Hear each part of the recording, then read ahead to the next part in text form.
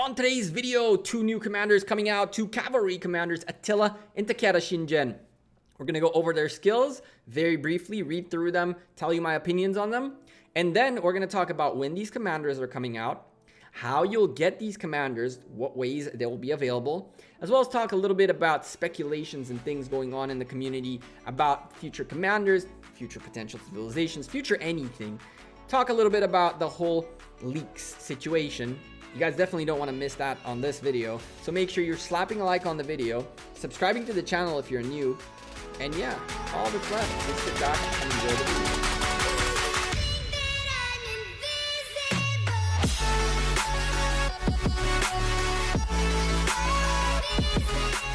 Hey there YouTube, welcome back to Gekko Gaming. Today, two new commanders popped up, not today, on Friday, and truthfully, I wasn't home. I wasn't able to even start thinking about these commanders. Finally, after Osiris League finished up, we finished casting, I got some time to look into them, and I've been digging them.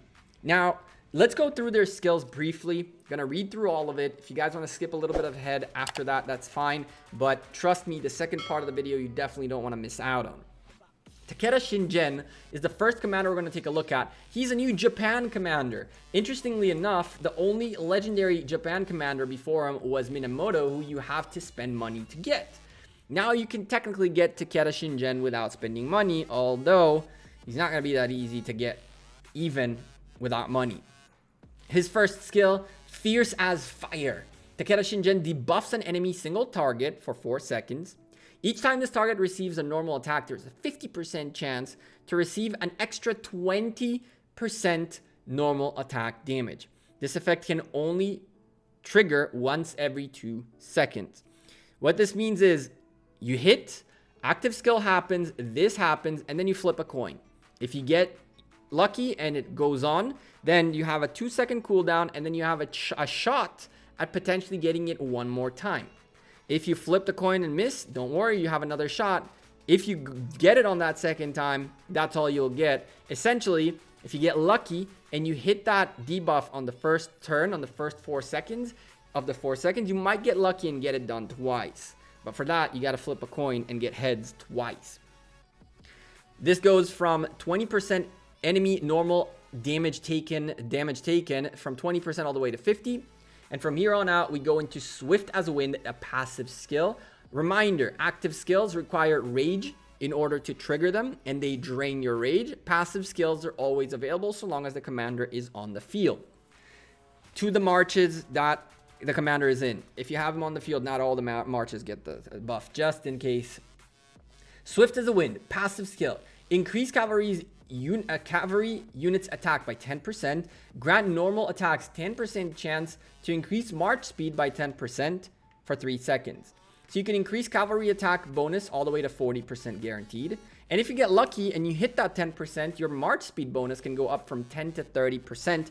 Keep in mind, there's no cavalry in here. Therefore, you could, in theory, speed up other type of marches.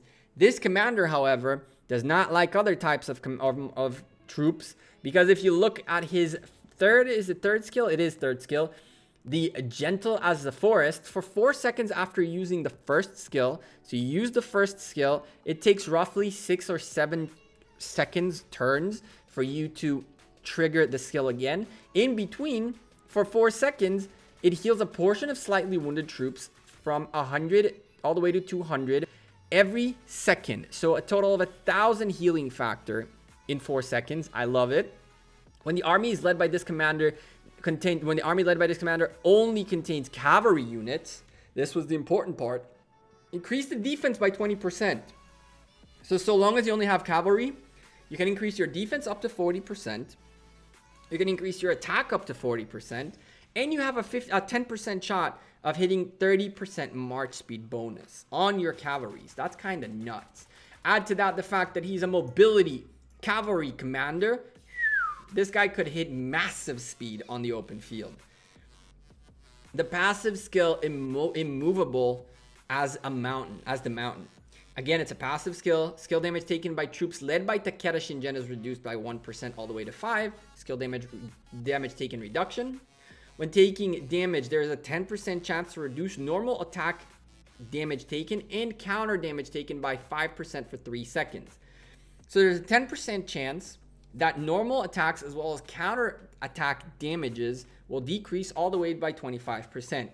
What I really like is the counter attack damage. Why?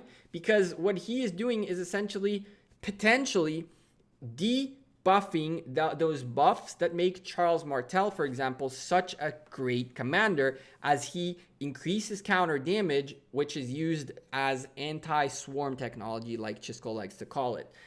So this is a counter anti-swarm technology skill that can potentially trigger 10% chance. Finally, I'm not reading that. I'm not reading that. It's a new skill. Deals an extra 30% normal attack damage to enemies who have been debuffed by Fiercest Fire. So we're not talking 50%. We're now talking 80%. 80% additional damage, normal damage to enemy, additional normal damage taken. Like this and that seems to be pretty much the same to me. He's doing a lot of damage as an expertise commander. But he's more of a utility type of commander. You can see it by the talents. He very, very much resembles our friend Cao Cao, who is a peacekeeper instead of versatility. But again, mobility and cavalry is the bread and butter of a Cao Cao. And it looks like Takeda is coming in to take a little bit of that utility space. The guy who's not trying to take any utility space is Attila. Attila is a cavalry conquering attack commander. Important to notice that. I'll explain why after we're done going through the skills, because it's relevant for our next questions. King of the Huns, for the next 4 seconds, increase normal attack damage and counter attack damage by 10%. Normal attacks have a 10% chance to reduce enemies' attack by 20% for 2 seconds. So, it's an active skill which requires rage.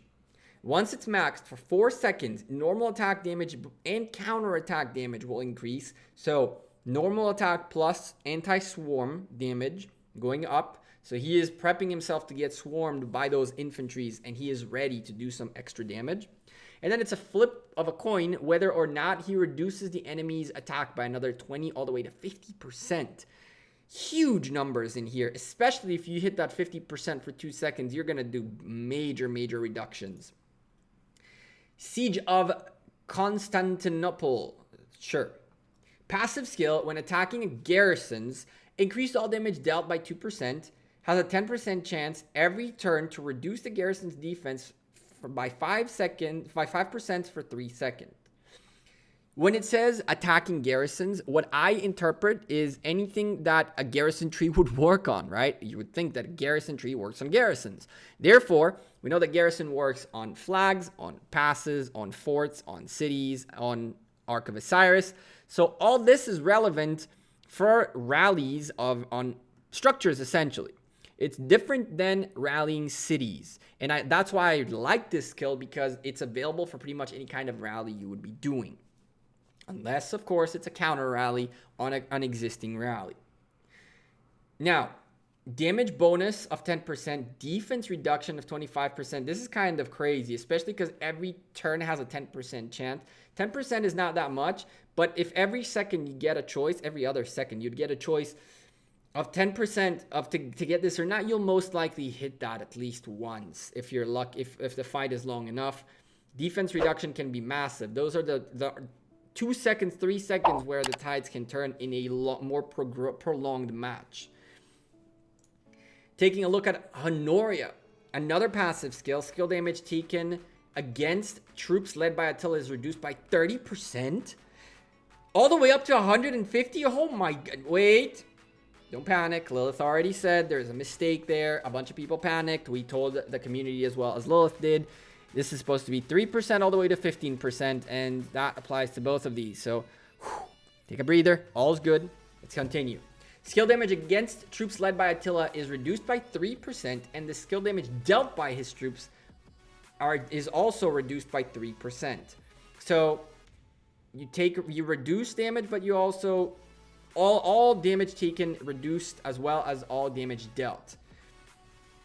Is it good? Is it bad? I'm not a big fan of the second part. I like the first part, but this is kind of like cutting yourself off. It's like it's a skill that I would have rather see on Takeda than on Attila personally.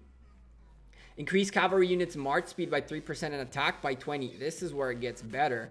It essentially says, let's neutralize a little bit that commander's dealt damage, which is the skill damage, and let's buff up a little bit the troops damage right here, the cavalry attack damage.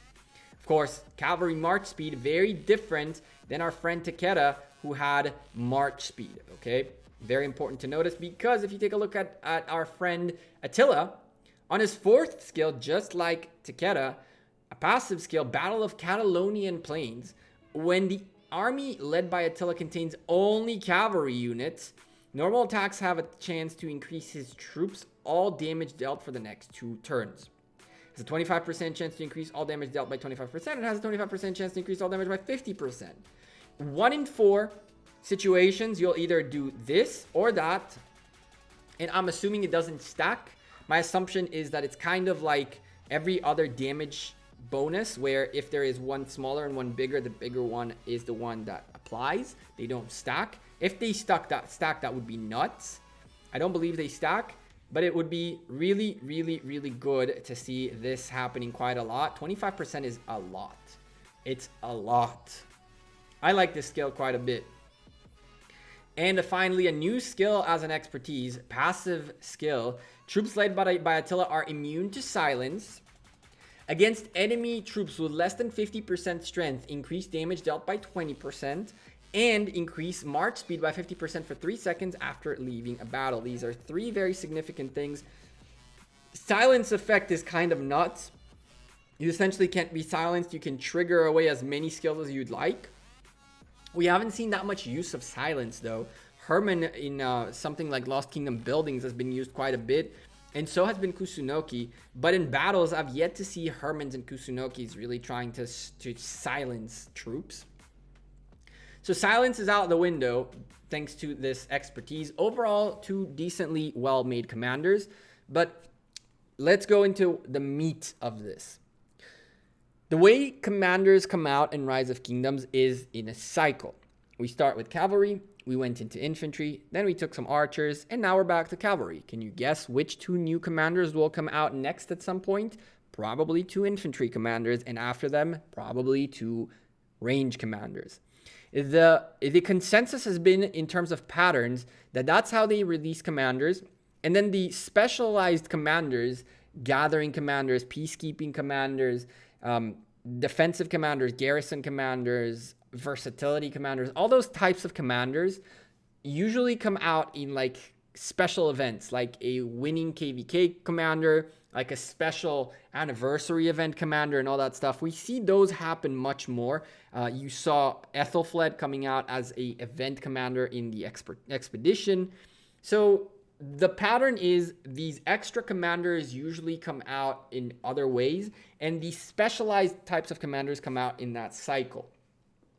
The other pattern you should know about is that usually there is a stronger, more eye-appealing commander on both, and that one is usually the Wheel of Fortune commander.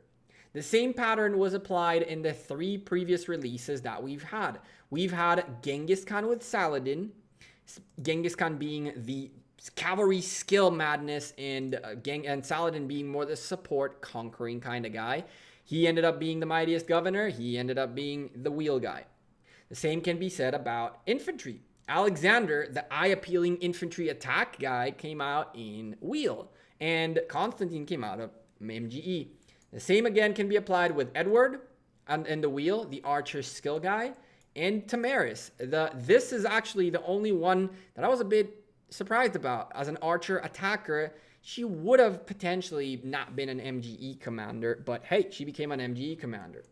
Following that pattern, I'm making a very good, intelligent decision, guess really, that he is going to come out of a Wheel of Fortune, and he's going to be the next mightiest governor commander.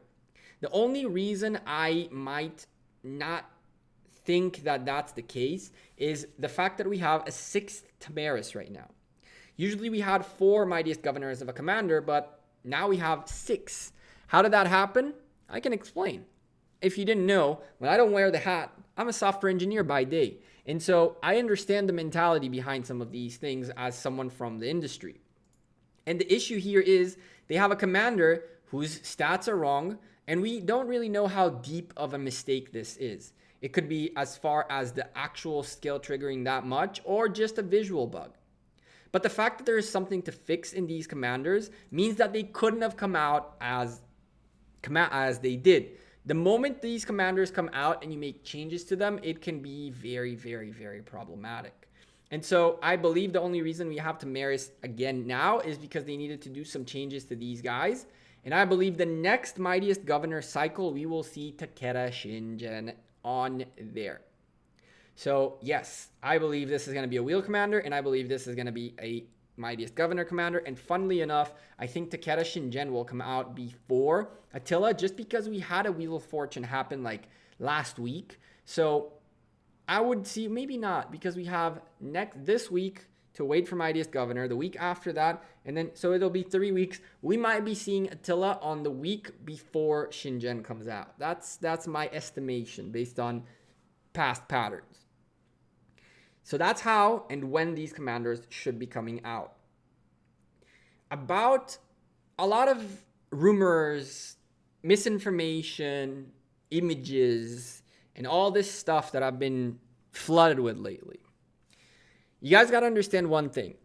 There is a line that cannot be crossed between having a good, entertaining, hyping video of telling you some of the things that I'm hearing, some speculations, some Gekko leaks, you know, that good stuff. You know, you guys know you miss those. But when people go above and beyond to do things that are not necessarily very good to get extra information, that can be more detrimental than you guys think. I can tell you that I do not feel comfortable. I had a video ready to go for you guys for yesterday with a bunch of information, but I'm not comfortable sharing it anymore because of the things that are happening within the community of just not sportsman-like behavior. People doing things they shouldn't be doing to get information. So I would urge you guys as a community, I understand that you guys crave information and want to make the best decision, and you need more information to make the best decision. But I please urge you to stop doing the things that you've been doing to try to get information the hard way. It's been happening all over.